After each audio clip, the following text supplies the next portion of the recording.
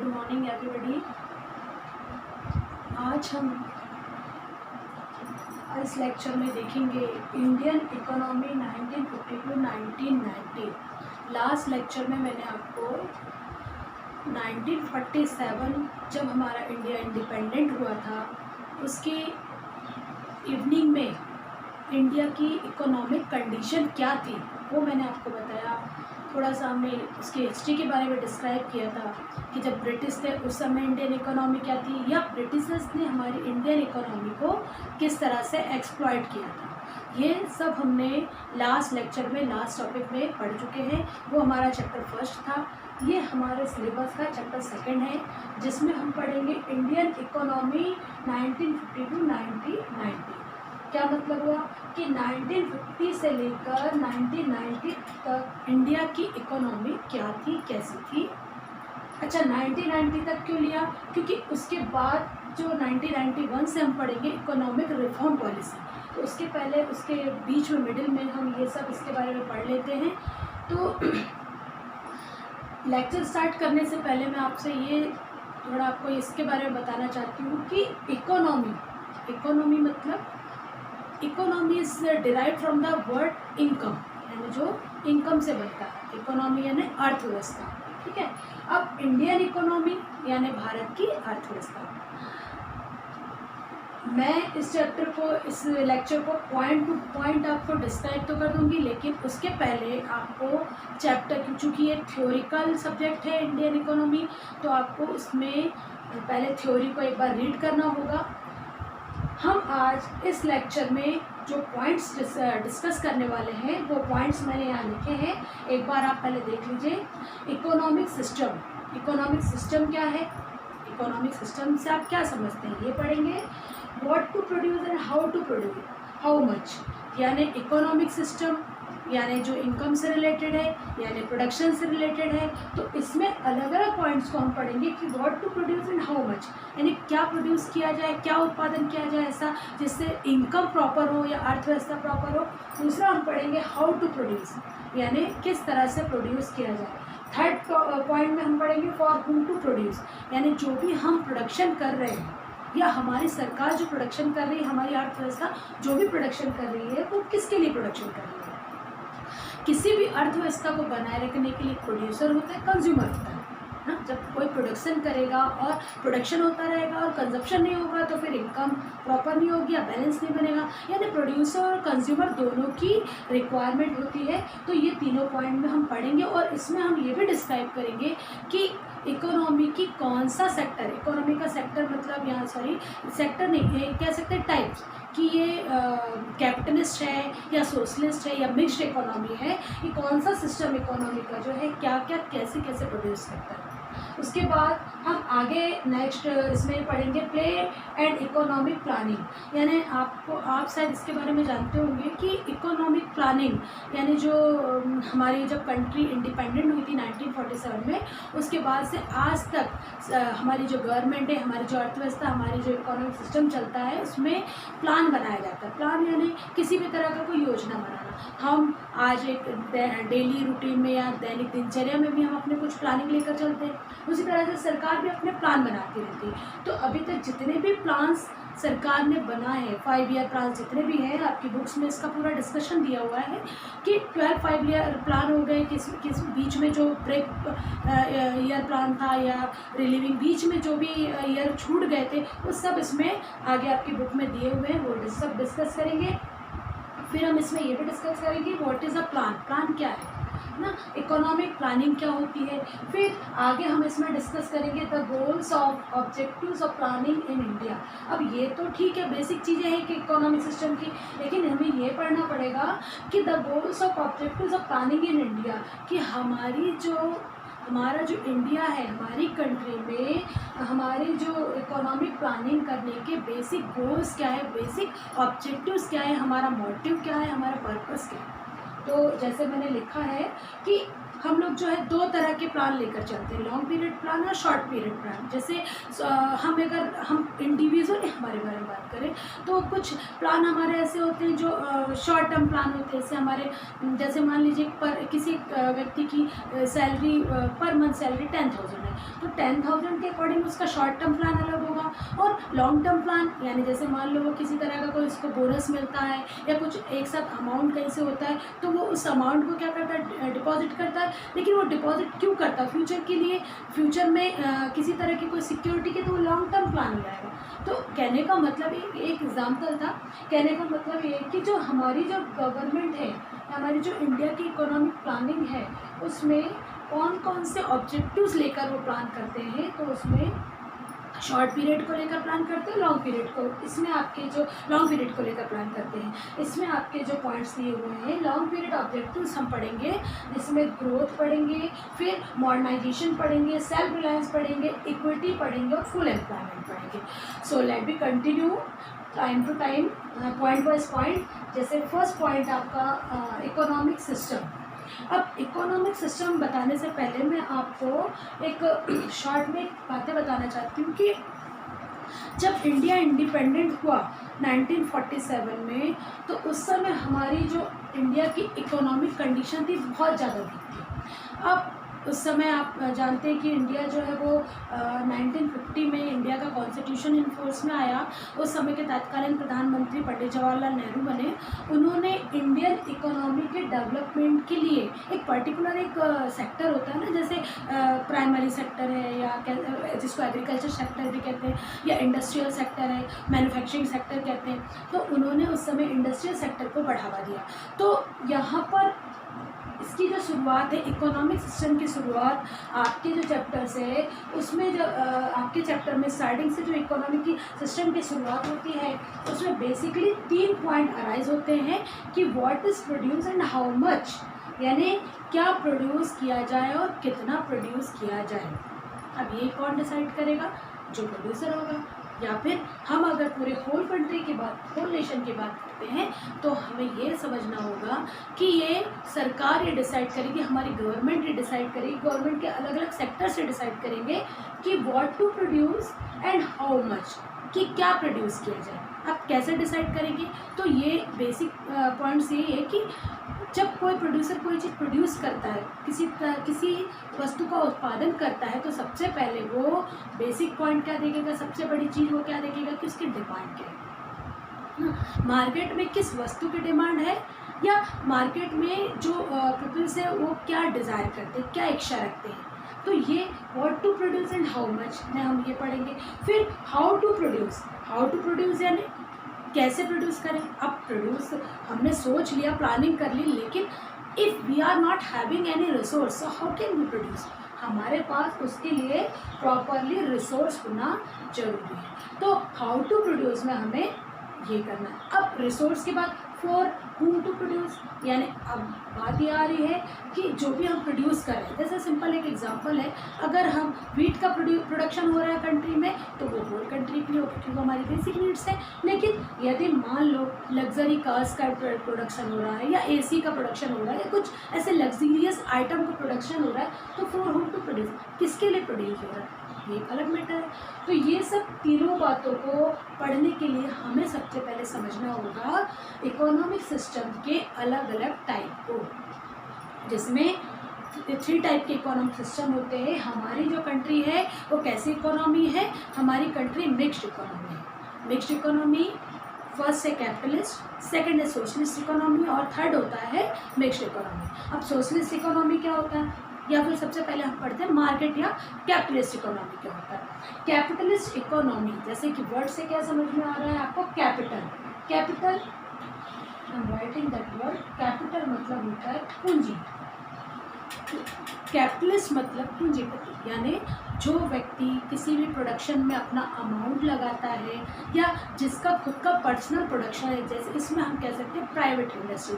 जैसे example Reliance company, Reliance जो company है वो अंबानी फैमिली की कंपनीज हैं, तो ये क्या है? Private company. तो यहाँ पर कैपिटलिस्ट समझने के लिए हमें ये समझना होगा कि जब जब मार्केट में किसी पर्टिकुलर कैपिटलिस्ट का या एक पूंजीपति वर्ग का या एक क्या कहना चाहिए जिस सोसाइटी में ज़्यादा से ज़्यादा प्रोडक्शन जो है कैपिटलिस्ट करते हैं, तो वो कहलाता है कैपिटलिस्ट सिस्टम। अब उसके बाद सेकंड क्या होता है? सेकंड होता है सोशलिस्ट सिस्टम या सोशलिस्ट इकोनॉमी, यानी जिसमें means of production are owned and controlled by the government, यानी जिसमें प्रोडक्शन का टोटल कंट्रोलिंग या जिसमें जो कहना चाहिए जो भी प्रोडक्शन हो रहा है वो गवर्नमेंट के खुद के द्वारा किया जा रहा है या उस पर कंट्रोलिंग गवर्नमेंट की हो रही है, तो वो कहलाता है सोशलिस्ट इकोनॉमी। फर्स्ट क्या पढ़ा था? कैपिटलिस्ट इकोनॉमी, यानी जो भी प्रोडक्शन हो रहा है उसमें होल कंट्रोलिंग किसकी होगी? कैपिटलिस्ट पर्सन की होगी, पूंजीपति की होगी, जो पैसा लगाता है उसकी होगी, तो कैपिटलिस्ट हो गया या मार्केट हो गया। दूसरा हमने पढ़ा सोशलिस्ट इकोनॉमी, जिसमें सब कुछ सोसाइटी का गवर्नमेंट प्रोड्यूस करेगी और गवर्नमेंट ही उसको कंट्रोल करेगी। Third one mixed economy. Mixed economy मतलब इसमें गवर्नमेंट प्लस एक इंडिविजुअल पर्सन या प्राइवेट पर्सन दोनों, यानी they are owned and they are controlling together, that is called mixed economy. यानी ऐसी इकोनॉमी जिसमें कंट्रोलिंग भी और उसके प्रोडक्शन पर उनका खुद का अधिकार है, कंट्रोलिंग है, उसका जो भी अमाउंट आता है, उसका जो प्रोडक्शन के जो भी अमाउंट आएगा वो सब दोनों पे उनकी इक्वल लायबिलिटीज़ होगी, इक्वल उनका जो राइट्स होंगे, वो कहलाएगी मिक्स्ड इकोनॉमी। तो हमारी कंट्री की जो हमारी जो इंडियन इकोनॉमी है वो कौन सी है? Mixed economy. यहाँ पर कैपिटलिस्ट भी है प्लस सोशलिस्ट भी है, यानी दोनों है। क्लियर हुआ? यानी इंडियन इकोनॉमिक सिस्टम के अंतर्गत यदि हमें ये तीनों चीज़ों को समझना है, what to produce and how to produce, for whom to produce, तो इसका सॉल्यूशन आता है कि हम 3 सिस्टम में से किसी एक सिस्टम को अडॉप्ट करें और इन पॉइंट्स को कंप्लीट करें, यानी इन पॉइंट्स को फुलफिल करें। हमारी इंडिया ने कौन सी इकोनॉमी को एक्सेप्ट किया? हमारी इंडिया ने इकोनॉमी को एक्सेप्ट किया मिक्स्ड इकोनॉमी, यानी हमारी इंडिया की इकोनॉमी कौन सी है? मिक्स्ड इकोनॉमी, यानी जिसमें प्राइवेट पर्सन्स का भी और प्लस गवर्नमेंट का भी दोनों की कंट्रोलिंग होती है। हो गया? उसके बाद नेक्स्ट आता है कि यदि हमें ये तीनों में डिफरेंस करना, बेसिक डिफरेंस, मैं बेसिक डिफरेंस आपको जरूर एक्सप्लेन करूँगी। बेसिक डिफरेंस के बेस पर बहुत सारे क्वेश्चन बनते हैं। जैसे बेसिक डिफरेंस यदि हमको करना है कैपिटलिस्ट में, सोशलिस्ट में, और थर्ड होता है मिक्स्ड इकोनॉमी में, तो उसमें उसके बेसिक डिफरेंस क्या होते हैं? तो बेसिक डिफरेंस में फर्स्ट होता है नेचर। नेचर से आप क्या समझे? नेचर में ये है कि जो कैपिटलिस्ट होते हैं ये free economy where market forces of demand and supply organise economic activities, यानी ऐसी प्लेस जहाँ पर फ्री रहता है, यानी मार्केट, यानी जो कैपिटलिस्ट हैं वो मार्केट में जो डिमांड रहेगी उसके अकॉर्डिंग प्रोड्यूस करेंगे, उसके अकॉर्डिंग सप्लाई करेंगे, ऐसी इकोनॉमी होती है। उसके बाद आ रही है सोशलिस्ट। सोशलिस्ट में क्या होता है? इसमें पूरा कंट्रोलिंग गवर्नमेंट की होती है। इसका नेचर क्या है कि इसमें सारी कंट्रोलिंग गवर्नमेंट की रहेगी, जितनी भी इकोनॉमिक एक्टिविटी है वो सब कुछ रेगुलेट की जाएगी गवर्नमेंट के जरिए। तीसरा मिक्स्ड इकोनॉमी। मिक्स्ड इकोनॉमी का नेचर क्या होगा? मिक्स्ड इकोनॉमी के बारे में ये दिया है कि इसमें गवर्नमेंट इसके डिसीजन तो लेती है, लेकिन इसकी जो इकोनॉमिक एक्टिविटीज़ होती है वो किसके द्वारा कंडक्ट की जाती है? ये मार्केट के द्वारा कंडक्ट की जाती है। यानी बेसिकली नेचर में क्या डिफरेंस है कि कैपिटलिस्ट में सब कुछ जो है मार्केट पे डिपेंडेंट होता है, सोशलिस्ट में रेगुलेशन, रूल्स रेगुलेशन, यानी प्रोडक्शन, सब कुछ सारी एक्टिविटीज़ ओनली गवर्नमेंट के द्वारा ऑर्गेनाइज की जाती है। लेकिन मिक्स्ड इकोनॉमी में क्या होता है? कंट्रोलिंग तो गवर्नमेंट की होती है, लेकिन उसका जो प्रोडक्शन है वो कौन प्रोडक्शन करेगा? मार्केट कौन डिसाइड करेगा? वो कैपिटल डिसाइड करेंगे। एक एग्जांपल बताती हूँ उस पर। जैसे सपोज वीट का प्रोडक्शन, अब मान लीजिए किसी फार्मर ने वीट का प्रोडक्शन किया और मार्केट में सेल कर दिया। अब उसका जो कॉस्ट लगी थी, उसने जो भी लागत लगाया था वीट के प्रोडक्शन में, वो अपने अकॉर्डिंग जितना भी उसका दाम, जैसे मार्केट में डिमांड है, जैसे डिमांड बहुत ज़्यादा है तो हाई रेट पर बेच सकता है। ये उसकी अपनी एक व्यूज़ होते हैं, यानी वो चाहे तो उसका प्रोडक्शन करे, ना करे तो ना करे। कुल मिलाकर ये है कि अपने अकॉर्डिंग वो प्राइस डिसाइड करेगा, तो वो कहलाती है कैपिटलिस्ट। अब दूसरी बात, अगर गवर्नमेंट ने अपने अलग अलग ऑथराइज डिसाइड किए, वो उसका प्रोडक्शन कर रहे हैं और गवर्नमेंट ही उसका प्राइस डिसाइड कर रही है, कंट्रोलिंग वही कर रही है, सेल वही कर रही है व्हीट का, तो वो कहलाता है सोशलिस्ट। लेकिन अब गवर्नमेंट ने क्या, थर्ड कैटेगरी क्या होती है हमारी, मिक्स्ड इकोनॉमी। इसमें क्या हुआ कि हर जो प्राइवेट फार्मर हैं वो अपने अपने खेतों में उन्होंने अपना अपना उसमें जितना भी कॉस्ट लगे उसके अकॉर्डिंग प्रोडक्शन किया व्हीट का, और प्रोडक्शन करने के बाद गवर्नमेंट को जो भी कॉस्ट रहती है, बेसिक कॉस्ट वो बता दी, गवर्नमेंट उसमें एक एवरेज प्राइस डिसाइड करती है। गवर्नमेंट के प्राइस से मैक्सिमम 1 और 2 रुपीज़ वो जो है प्राइस हाई प्राइस में देंगे, अदरवाइज़ वो उससे ज़्यादा प्राइस बढ़ाकर सेल नहीं कर सकते। तो ये बेसिक डिफरेंस होता है इसके नेचर में, सोशलिस्ट, मिक्स्ड और कैपिटलिस्ट में। सेकेंड पॉइंट आता है मोटिव ऑफ प्रोडक्शन। अच्छा, सेकंड प्रोडक्शन, ये बहुत इंपॉर्टेंट पॉइंट है। ऐसे ये जो डिफ्रेंशिएशन होते हैं, ये बेसिक क्वेश्चन एक आता है 6 मार्क्स में। क्या दिया है सेकंड पॉइंट कि मोटिव ऑफ प्रोडक्शन, इसमें कैपिटलिस्ट जो होते हैं उसमें मेन मोटिव उनका होता है प्रॉफिट कमाना, यानी बेसिक उसका मोटिव क्या होगा, प्रॉफिट कमाना। जबकि सोशलिस्ट में उनका मोटिव क्या होगा, सोशल वेलफेयर। जो भी सोसाइटी अगर कोई प्रोड्यूस करेगी तो उनका मेन मोटिव होगा सोशल वेलफेयर, यानी सबको उसका सबको उनकी सप्लाई हो सके, जो भी प्रोडक्शन होता है वो सबको मिल सके, ये होगा सोशलिस्ट का। थर्ड क्या है, थर्ड में मिक्स्ड इकोनॉमी में क्या होगा कि प्रॉफिट मोटिव तो होगा, लेकिन किस में होगा, प्राइवेट सेक्टर में, और बल्कि जो सोशल वेलफेयर होगा पब्लिक सेक्टर में। क्योंकि हमने क्या पढ़ा कि मिक्स्ड इकोनॉमी में प्राइवेट सेक्टर्स भी होते हैं और पब्लिक सेक्टर्स भी होते हैं। तो यहाँ पर इसमें जो होगा प्रॉफिट मोटिव भी होगा, प्लस उसका साथ ही साथ उसका क्या होगा, सोशल वेलफेयर भी होगा। तो ये आपका सेकेंड डिफरेंस हो गया। थर्ड डिफरेंस है रोल ऑफ गवर्नमेंट। ये भी बहुत इंपॉर्टेंट पॉइंट है कि क्या कैपिटलिस्ट में गवर्नमेंट का रोल रहता है, no, there is no direct role of government. यानी कैपिटलिस्ट में किसी भी तरह से गवर्नमेंट का, कैपिटलिस्ट सोसाइटी में गवर्नमेंट का डायरेक्टली रोल नहीं रहता। और सोशलिस्ट में क्या होता है, सोशलिस्ट में गवर्नमेंट का डायरेक्टली रोल होता है, और इसमें मिक्स्ड इकोनॉमी फुल जो कंट्रोलिंग गवर्नमेंट की होगी और पार्शियल कंट्रोलिंग प्राइवेट सेक्टर्स की होगी। तीनों में समझ में आ गया। कैपिटलिस्ट में कंट्रोलिंग नहीं होती गवर्नमेंट की, सोशलिस्ट में टोटल कंट्रोलिंग गवर्नमेंट की होती है, और मिक्स्ड इकोनॉमी में फुल कंट्रोलिंग गवर्नमेंट की होती है और पार्शियल कंट्रोलिंग किसकी होती है, प्राइवेट पर्सनस की होती है। अच्छा, फिर नेक्स्ट है सॉल्यूशन टू सेंट्रल प्रॉब्लम्स। अब यहाँ पर मान लीजिए किसी तरह से कोई सेंट्रल प्रॉब्लम्स क्रिएट होती है ना, उस कंडीशन पर क्या होगा। तो मिक्स्ड इकोनॉमी में क्या होता है, कैपिटलिस्ट में क्या होता है कि जो सेंट्रल प्रॉब्लम है वो मेन बेसिक सेंट्रल प्रॉब्लम होती है what, how and for whom to produce.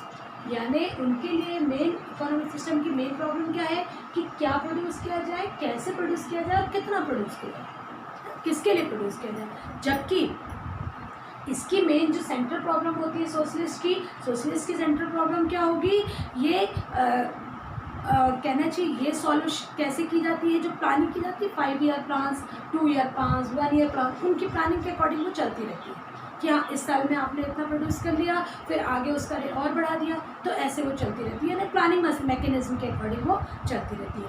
Third है मिक्स्ड इकोनॉमी में प्राइस मैकेनिज्म और प्लानिंग मैकेनिज्म दोनों चलती है। यानी कुल मिलाकर कि जो कैपिटलिस्ट होते हैं उसमें प्लानिंग मैकेनिज्म है, प्राइस मैकेनिज्म है, और इसमें क्या है, सोशलिस्ट में क्या है, सोशलिस्ट में प्लानिंग मैकेनिज्म है, और थर्ड में मिक्स्ड में दोनों काम करते हैं। ये आपके हो गया 4th पॉइंट। अब आते हैं इसका 5th पॉइंट में।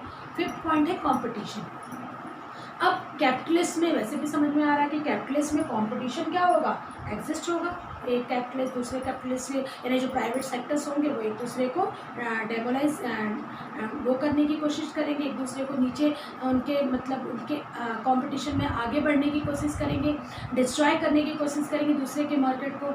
और जबकि इसमें क्या होता है सोशलिस्ट में किसी तरह का कोई कंपटीशन एग्जिस्ट नहीं होता है, और मिक्स्ड इकोनॉमी में दोनों होते हैं, प्राइवेट में एग्जिस्ट होते हैं और पब्लिक में एग्जिस्ट नहीं होते, केवल प्राइवेट सेक्टर में एग्जिस्ट होते हैं मिक्स्ड इकोनॉमी में। ये आपके 5 पॉइंट्स हो गए। अगर आप इसमें वैसे बहुत सारे पॉइंट्स दिए हैं आपके बुक में, अगर आप चाहो तो और भी पॉइंट्स पढ़ सकते हैं, जैसे मेरिट्स हैं, डीमेरिट्स हैं। तो बेसिकली आपको जो पॉइंट्स उसमें आगे और तैयार करना है आप कर सकते हैं आपके एग्जाम पर्पज से। तो ये मैंने बेसिक डिफरेंस बताया कैपिटलिस्ट में, सोशलिस्ट में और मिक्स्ड इकोनॉमी में। अब हम आगे बात करेंगे, वो तो इसी के अंतर्गत मैंने आपको 2.1 के अंतर्गत एक्सप्लेन किया। अब हम बात करेंगे प्लान एंड इकोनॉमिक प्लानिंग, यानी इसमें 2.2 में फर्स्ट पॉइंट दिया हुआ है कि what is a plan. Plan क्या होता है? Plan spells out about any planning which is done by the person, individual person, which is done by the government, है ना। किसी भी तरह की कोई भी ऐसा, मान लीजिए हमारे पास कोई रिसोर्स है, जैसे कि आज एक एग्जांपल, जैसे आपके पास सपोज आपके पास 50,000 रुपीज़ है। अब आप उस पैसे को कहीं ना कहीं इन्वेस्ट करना चाहते हो, तो अगर आप चाहो तो एक पर्टिकुलर कमोडिटी पे इन्वेस्ट कर दो, या आप चाहो तो उसको अलग अलग तरीके से कैसे इन्वेस्ट करना है, अगर आप उसको डिसाइड करते तो वो प्लान कहलाता है। सो ओवरऑल डेफिनेशन क्या होती है? डेफिनेशन ओवरऑल ये है कि resources of a nations should be put to use, यानी हमारे पास जो रिसोर्स अवेलेबल है, हमारे देश में जो रिसोर्स अवेलेबल है, हम उनको कैसे यूज़ करें, वो सब प्लानिंग के अंतर्गत आते हैं, वो सब प्लानिंग। फिर सेकंड पॉइंट आता है इकोनॉमिक प्लानिंग। अब हम आते हैं मेन पॉइंट पर फोकस करते हैं, है ना। इकोनॉमिक प्लानिंग, यानी इकोनॉमिक प्लानिंग क्या है? इकोनॉमिक प्लानिंग होती है जो कि यानी एक ऐसा system under which set of targets is derived, यानी इकोनॉमिक सिस्टम में ऐसा एक सिस्टम जिसके अंतर्गत बहुत सारे गोल्स डिसाइड किए जाते हैं, और वो जितने भी गोल्स डिसाइड किए जाते हैं वो सेंट्रल अथॉरिटी के द्वारा डिसाइड किए जाते हैं, और ऐसे गोल्स को फुलफिल करने के लिए क्या रिसोर्स अवेलेबल है, अगर रिसोर्स अवेलेबल नहीं है तो उसको फुलफिल कैसे किया जाए, ये सारी चीज़ों को एक साथ सेट करना, ये कहलाता है इकोनॉमिक प्लानिंग। जैसे उसकी डेफिनेशन यदि हम देखें तो बेसिक डेफिनेशन प्लानिंग कमीशन ने उसकी ये दी है क्या, कि economic planning means utilisation of a country's resource in different development activities in accordance with national priorities. यानी उन्होंने ये कहा, नेशनल प्लानिंग कमीशन ने क्या कहा कि कंट्री में जो भी रिसोर्स अवेलेबल हैं उन रिसोर्स को अलग अलग डेवलपमेंट में, अलग अलग डेवलपमेंट एक्टिविटीज़ में, है ना, उनकी प्रायोरिटी के अकॉर्डिंग, नेशंस की प्रायोरिटी के अकॉर्डिंग हम कैसे डिसाइड करें, ये कहलाता है इकोनॉमिक प्लानिंग। तो बेसिक ये सारे पॉइंट्स क्लियर हुए। अगर इन पॉइंट्स में कुछ डाउट हो so you can comment me. अब हम आगे बढ़ते हैं। आगे दिया है the goals of objectives of planning in India. आज इसको कंप्लीट कर लेते हैं। इस टॉपिक में यदि कोई डाउट हो तो आप इसके क्वेश्चंस कर लेना, फिर नेक्स्ट हाफ चैप्टर हम नेक्स्ट लेक्चर में डिस्कस करेंगे। इसमें हम पढ़ते हैं the goals of objectives of planning in India, यानी हमारी कंट्री में जो भी गोल्स डिसाइड किए गए, लॉन्ग पीरियड ऑब्जेक्टिव जो लेकर डिसाइड करते हैं वो कौन कौन से ऑब्जेक्टिव्स हैं और इन ऑब्जेक्टिव से क्या बेनिफिट होते हैं। तो पहला पॉइंट दिया हुआ है ग्रोथ, यानी ग्रोथ यानी हमारी जो कंट्री है, हमारे इंडिया में मेन गोल क्या है? ग्रोथ। यानी आपने सुना होगा कि हर साल ग्रोथ रेट डिसाइड की जाती है कि इंडिया की जीडीपी रेट जो है, ग्रोथ रेट जो है वो इस साल इतनी है या नेक्स्ट ईयर इतनी थी, या फिर उसको कंपैरिजन एक बेस ईयर से कंपेयर करते कि 1950 में इतनी थी, अब हम 1950 1990 का पढ़ रहे हैं तो इसमें बेसिकली 1950 में इतनी ग्रोथ थी, 1990 में इतनी हो गई। अगर इतनी हुई तो इसके पीछे क्या पर्पज़ था, क्या क्या चेंजेस हुए, क्या क्या रिसोर्स हमने अलग से यूज़ किए, या कौन से रिसोर्स हमसे मिस हो गए, वो सब हम ग्रोथ में पढ़ते हैं। अब ग्रोथ के साथ साथ हम आगे इसको और अच्छे से डिस्क्राइब करके पढ़ेंगे मॉडर्नाइजेशन, कि हमने क्या क्या बदलाव किए, क्या क्या उसमें चेंजेस लाए, ये सब हम पढ़ेंगे मॉडर्नाइजेशन में। उसके बाद हम इसमें और भी आगे पढ़ेंगे सेल्फ रिलायंस, कि कंट्री हमारी कहाँ खड़ी थी 1947 के बाद, 1950 के बाद, फिर 1950 से 1990 तक सेल्फ रिलायंस क्या हुआ, मतलब हमने अपने आप में, हमारी गवर्नमेंट ने, हमारी सरकार ने अपने आप में कितनी मजबूती लाई, कौन कौन से नए उद्योग खुले, कौन कौन से नए डेवलपमेंट किए, ये सब पढ़ेंगे हम सेल्फ रिलायंस में। इक्विटी में हम ये भी पढ़ेंगे, हम इसमें बात करेंगे किसके बारे में कि हमारी जो गवर्नमेंट है, हमारी जो सरकार है, उन्होंने किस किस सेक्टर को, जैसे प्राइमरी है, इंडस्ट्रियल सेक्टर है या सर्विस सेक्टर है, उसमें किसका किसका कंट्रीब्यूशन कितना रहा, गवर्नमेंट ने किस पर ज़्यादा फोकस किया, इक्विटी कंडीशन थी या नहीं थी, वो सब हम पढ़ेंगे। फिर लास्ट हम पढ़ेंगे फुल एम्प्लॉयमेंट यानी क्या गवर्नमेंट, यानी ये सब ऑब्जेक्टिव को डिसाइड करते समय गवर्नमेंट ने ये भी देखा कि क्या कंट्री के पीपल्स को फुल एम्प्लॉयमेंट हुआ, यानी एम्प्लॉयमेंट मतलब क्या गवर्नमेंट कंट्री के पीपल्स फुल डेवलप हो गए, एम्प्लॉयमेंट होगा तभी तो पीपल्स डेवलप होंगे। ये सारी चीज़ों को बेसिकली हम इसको और डिस्क्राइब करके आगे नेक्स्ट लेक्चर में पढ़ेंगे। और आज लास्ट में मैं आपको कुछ 5 ईयर प्लान्स के बारे में बता देती हूँ, जिसकी पूरी लिस्ट आपकी बुक में दी है। जब आप बुक रीडिंग करेंगे तो आपको क्लियर हो जाएगा कि 1947 के बाद 1950 को कॉन्स्टिट्यूशन इन्फोर्स में आया। 1951 से फर्स्ट 5 ईयर प्लान स्टार्ट हो गया था। 1951 से 56 तक 5 ईयर प्लान स्टार्ट हुआ, फर्स्ट 5 ईयर प्लान चला, जिसमें प्राइमरी सेक्टर्स को बढ़ावा दिया गया था। फिर 56 से 61 में इंडस्ट्रियल सेक्टर, उस समय पंडित जवाहरलाल नेहरू हमारे यहाँ के प्राइम मिनिस्टर थे, उन्होंने इंडस्ट्रियल डेवलपमेंट और डेवलपमेंट ऑफ पब्लिक सेक्टर्स को बढ़ावा दिया। फिर 61 से 66 थर्ड 5 ईयर प्लान था, जो ओवरऑल डेवलपमेंट की बात कही गई थी जिसमें। उसके बाद 66 से लेकर 69 तक 3 इयर्स का हॉलीडे चला, यानी जितना भी जो डेवलपमेंट हुआ था और नहीं हुआ था सबको उसको इक्वल किया गया उस बीच में।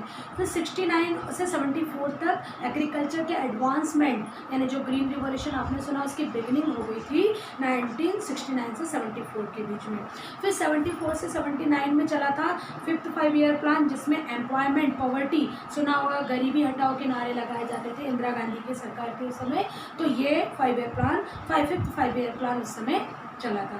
फिर आता है 78 से 80 तक रोलिंग प्लान मतलब जो भी 5 ईयर प्लान्स के चेंजेस हुए थे, जो भी उसको मतलब फिर से एक बार रिवाइज करके 1 साल 2 साल वो डिसाइड किया गया था। फिर 80 से 85 में 6 5 ईयर प्लान चला, जिसमें economic liberalisation, elimination of the price control ये डिसाइड किया गया। Elimination of the price control मतलब कि प्राइस पे कंट्रोलिंग को एलिमिनेशन किया जाए, लिबरलाइजेशन किया जाए, ये सब किया गया था 80 से 85 में।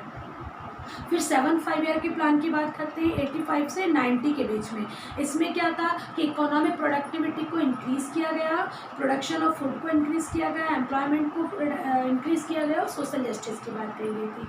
फिर 90 से 92 तक फिर एनुअल प्लान्स चले थे 2 अलग अलग साल में, जिसमें भी इकोनॉमिक प्रोडक्टिविटी को इंक्रीज़ किया गया। फिर 92 से 97 तक 8th 5 ईयर प्लान, जिसमें मॉडर्नाइजेशन को बढ़ावा दिया गया, इकोनॉमिक रिफॉर्म्स किए गए। फिर आता है 9th 5 ईयर प्लान 97 से 2002 तक, जिसमें इकोनॉमिक सोशल ग्रोथ को प्रमोट किया गया था।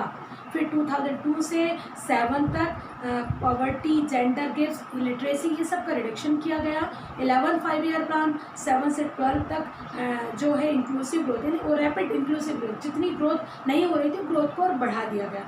फिर 12th 5 ईयर प्लान चला 12 से 17 तक, जिसमें फास्टर, इंक्लूसिव और सस्टेनेबल ग्रोथ की बात कही गई। उसके बाद अभी 17 से लेकर अभी एट प्रेजेंट तक 5 ईयर प्लान पे ब्रेक लगा हुआ है। जो नई गवर्नमेंट है वो नए तरीके की प्लानिंग कर रही है। तो हमने आज इंडियन इकोनॉमी 1950 से लेकर 1990 तक में कुछ बेसिक पॉइंट्स पर डिस्कस किया। इकोनॉमिक प्लानिंग क्या है, इकोनॉमिक सिस्टम क्या है, इकोनॉमिक सिस्टम के अंतर्गत कैपिटलिस्ट, सोशलिस्ट और मिक्स्ड इकोनॉमी को पढ़ा। साथ में हमने ऑब्जेक्टिव्स भी देखे, हमने 5 ईयर प्लान्स के बारे में डिस्कस किया।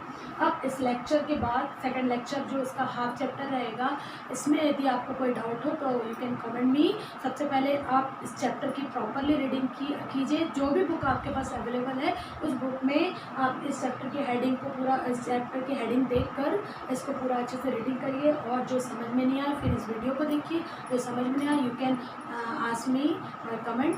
Okay, thanks students. और मेरे चैनल को सब्सक्राइब करिए। Thank you.